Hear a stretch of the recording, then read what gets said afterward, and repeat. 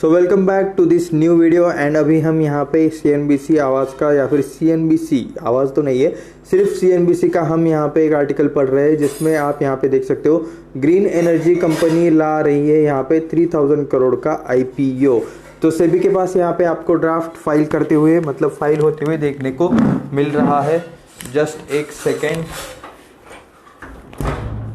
Okay, तो आप यहाँ पे देख सकते हो कि सेबी के पास ऑलरेडी DRHP रिलेटेड चीज़ें यहाँ पे फाइल होते हुए देखने को मिल रही है। एंड उसके बाद 3000 करोड़ का तो ये आपको IPO का साइज देखने को मिल रहा है। उसके बाद Gurugram based renewable power producer company Juniper ऐसा चाहे तो कह सकते हो, जूनिपर ग्रीन एनर्जी, यहाँ पे इसने अपने IPO के लिए मार्केट रेगुलेटर यानी कि सेबी के पास ड्राफ्ट ट्रेड हेयरिंग प्रोस्पेक्टस यानी कि DRHP फाइल कर दिया है।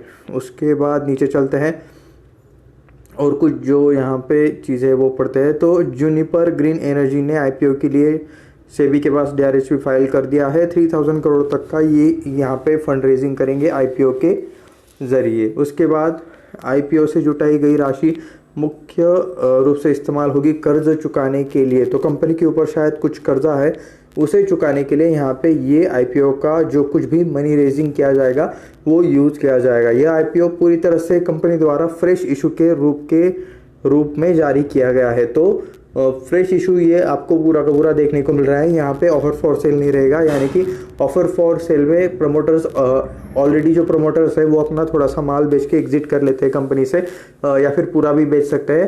तो ऐसे टाइम पे जो पैसा रहता है वो प्रमोटर्स के खाते में जाता है, प्रमोटर्स के यहाँ पे अकाउंट में जाता है। लेकिन अभी ये कंपनी में यहाँ पे कोई भी प्रमोटर्स एग्जिट नहीं कर रहा है। यहाँ पे ये पूरा जो पैसा है वो आपको कंपनी के अंदर जाते हुए देखने को मिल जाएगा, जो कि कंपनी यूज़ करेगी अपने एक्सपांशन के लिए, अपने ऑपरेशंस के लिए। उसके बाद पब्लिक इशू से पहले कंपनी ने 600 करोड़ रुपए तक प्री IPO प्लेसमेंट के माध्यम से जुटाने पर विचार कर सकती है। तो यहाँ पे देख सकते हो 600 करोड़ यहाँ पे प्री IPO से ही मतलब ये लोग जुटा सकते हैं। जो एंकर बुक और जो बाकी सारी चीज़ें रहती है, जो इंस्टीट्यूशंस जिसमें पार्टिसिपेट करते हैं, तो प्री IPO में यहाँ पे 600 करोड़ यहाँ पे जुटाए जा सकते हैं। यदि फंडिंग पहले जुटा ली जाती है तो फ्रेश इशू का साइज उसी अनुपात में कम कर दिया जाएगा। तो यहाँ पे अगर ये प्री IPO ही इन्हें पैसे मिल जाते हैं तो बाकी का जो मतलब फ्रेश इशू का साइज है वो आपको कम होते हुए देखने को मिल जाएगा।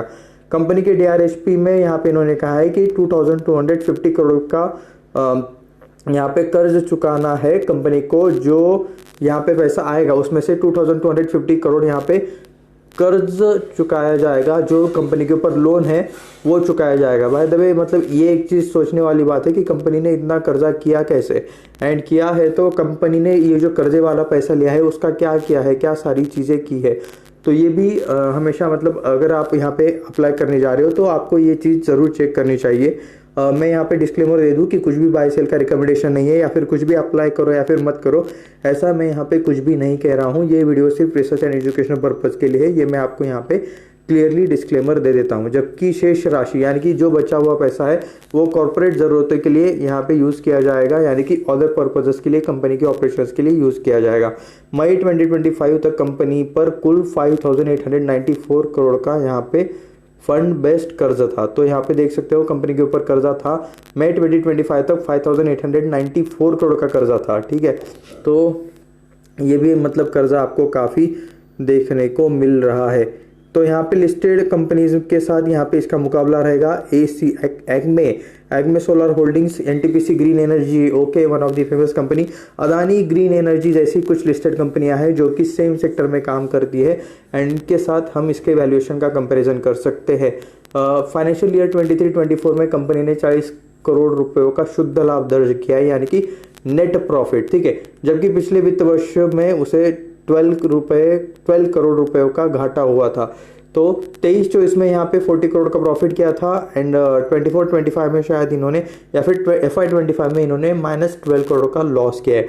ऑपरेशनल रेवेन्यू देख सकते हो 18.2%। एनीवेज ऑपरेशन का क्या करें, दिसंबर 24 में कह सकते हो 9 महीने यहाँ पे जो समाप्त हुए हैं उसमें 7.8 करोड़ का आपको यहाँ पे प्रॉफिट देखने को मिल रहा है, एंड 351.6 करोड़ का आपको रेवेन्यू देखने को मिल रहा है। बट लास्ट ईयर में इन्होंने लॉस किया था, जो कि था कितना, कहाँ पे 12 करोड़ का लॉस किया था। तो आने वाले जो कुछ भी यहाँ पे इनके नंबर्स है, ठीक है, स्पेसिफिकली जो आईपीओ के बाद जो नंबर्स आएंगे उस पर थोड़ी सी नज़र हमेशा रखना, बनाए रखना। आईपीओ को मैनेज करने के लिए यहाँ पे कौन कौन से अथॉरिटीज़, कौन कौन सी इंस्टीट्यूशन वाली अथॉरिटीज़ देखने को मिल रही है। आईसीआईसीआई सिक्योरिटीज़ है, HSBC securities and capital market, उसके बाद जेएम फाइनेंशियल्स एंड यहाँ पे कोटक महिंद्रा कैपिटल कंपनी का मर्चेंट बैंकर के रूप में नियुक्त किया गया है। तो इन सबको यहाँ पे मर्चेंट बैंकर के जरिए, मर्चेंट बैंकर के रूप में यहाँ पे ये सारे अपना काम कर रहे हैं, ये सारे अपना रोल निभा रहे हैं, ऐसा चाहे तो यहाँ पे कह सकते हो। तो ये एक आईपीओ है। इससे रिलेटेड जो जीएमपी जो कुछ भी चल रहा होगा वो हम अभी तो नहीं देखेंगे, जब इनके डेट्स आएंगे सारी चीज़ें होंगी तब इससे रिलेटेड हम यहाँ पे चीज़ें चेक करेंगे, ठीक है। क्योंकि अभी तो जीएमपी देख के कुछ फ़ायदा नहीं रहेगा, कुछ होगा भी नहीं अभी के लिए। तो होगा भी तो वो उस टाइम तक चेंज होता रहेगा, सो पॉइंट नहीं बनता। एंड देख सकते हो ग्रीन एनर्जी, यहाँ पे जूनिपर ग्रीन एनर्जी, ये यहाँ पे कंपनी का नाम है। 3000 करोड़ का कोई आईपीओ देखने को मिल रहा है। एंड टोटल फ्रेश इशू रहेगा, टोटल पूरा का पूरा। सो लेट्स सी, देखते हैं ये क्या सारी चीज़ें होती है और क्या इससे रिलेटेड अपडेट आते हैं, ठीक है।